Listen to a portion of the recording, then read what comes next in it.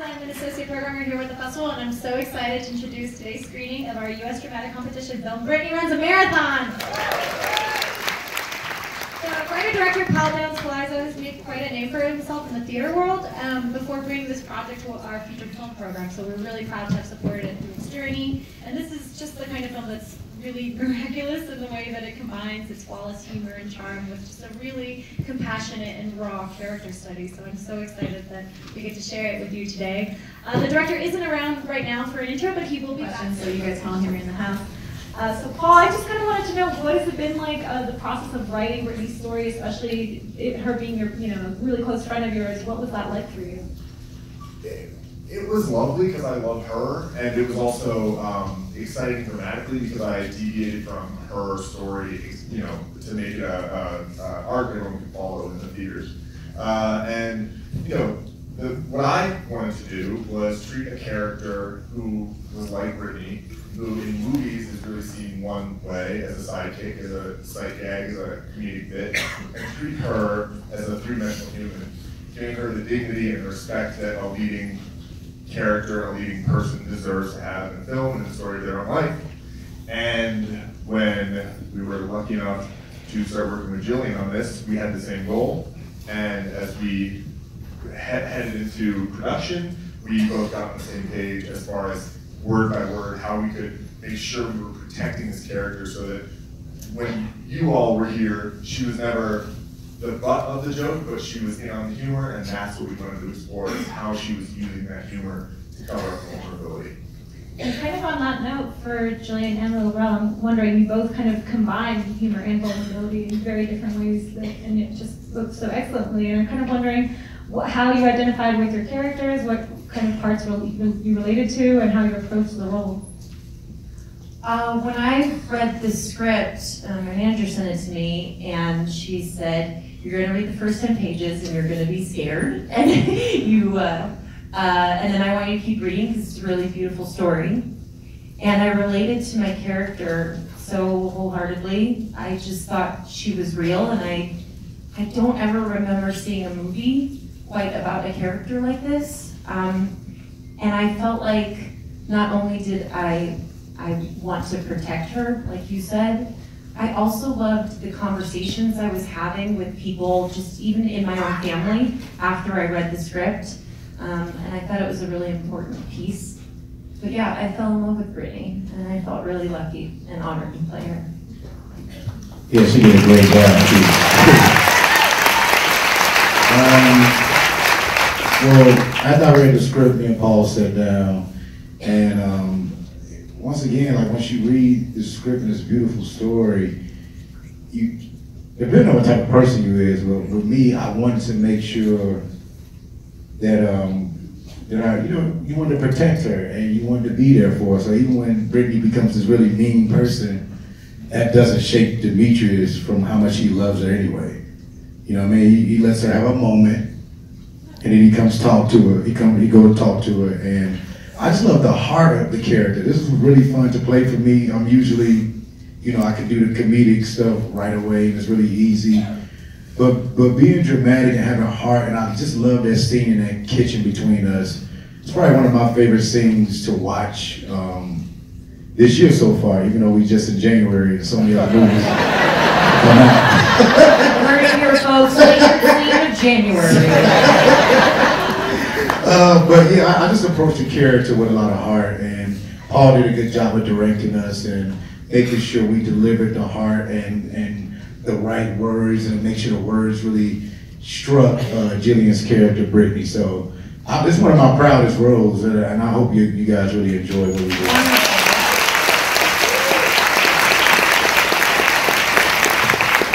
And Margot, I'm wondering about what appealed to you about the project, but also how you navigated some of the production challenges, like shooting during the marathon.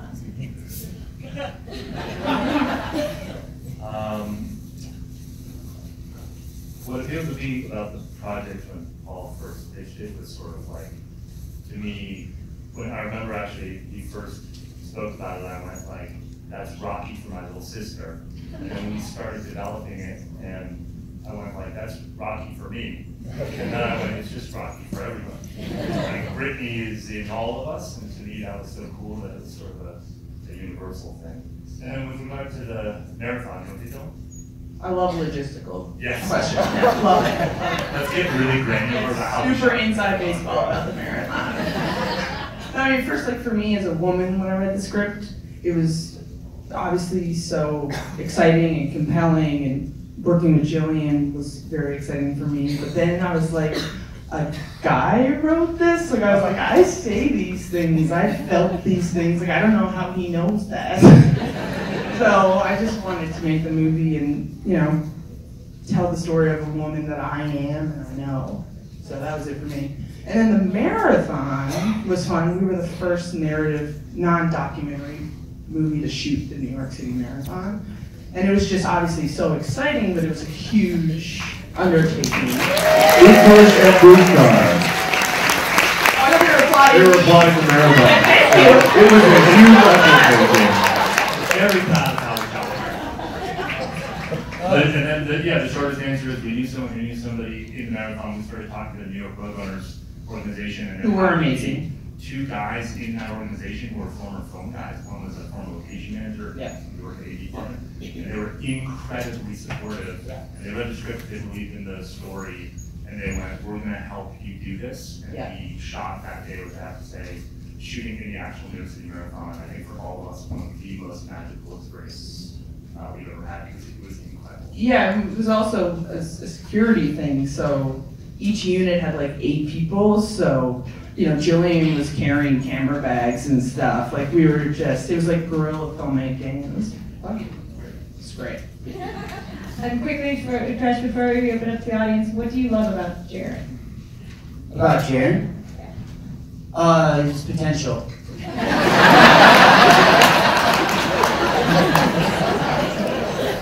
One day. And how much training she had to actually do to prepare for the film? This was the first film where I was attached first, and when we met, it was like 7 months before we started shooting, so I had a while. But I would say I trained for about 4 or 5 months. I sort of took it on my own. They did not ask for this, but I wanted to do the physical journey of Brittany. I had been through the mental and emotional journey of Brittany. I knew that very well, and so I decided to work with a trainer. But at first, I wanted to know what it was like to start like Brittany started. I wasn't a runner. I was like, exercise, Google. And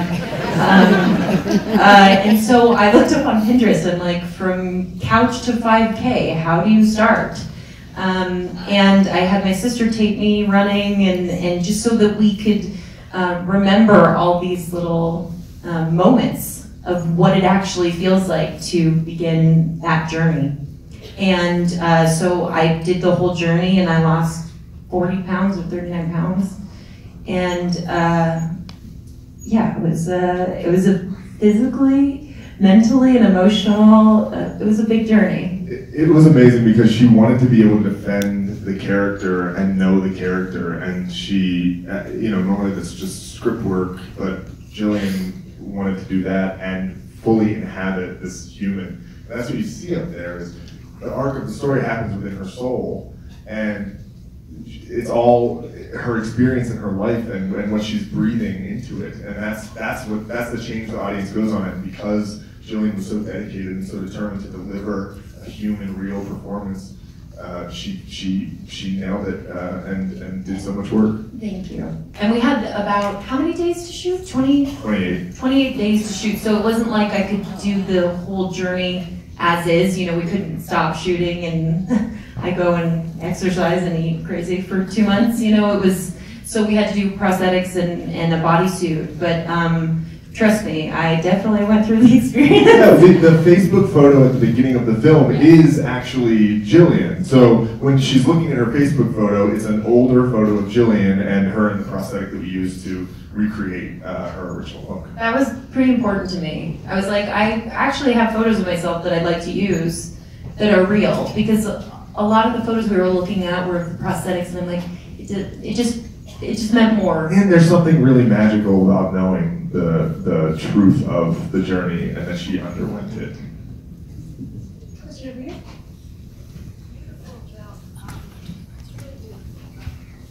Diversity and whether that was a conscious choice. What? I lived on the Upper West Side of Manhattan with Brittany while I was writing. We were with real Brittany while I was writing this story, and our world was very colorful. And I wanted it to feel like New York. I wanted it to feel like our lives. And as we were casting, and I was starting to become aware that, like, you know, on my board, as I was putting people up, that there was this beautiful tapestry of America coming together. That it was something that I loved, but it wasn't. There were no mandates. Everyone got the role because of talent, and we happened to create this diverse world. But you did it.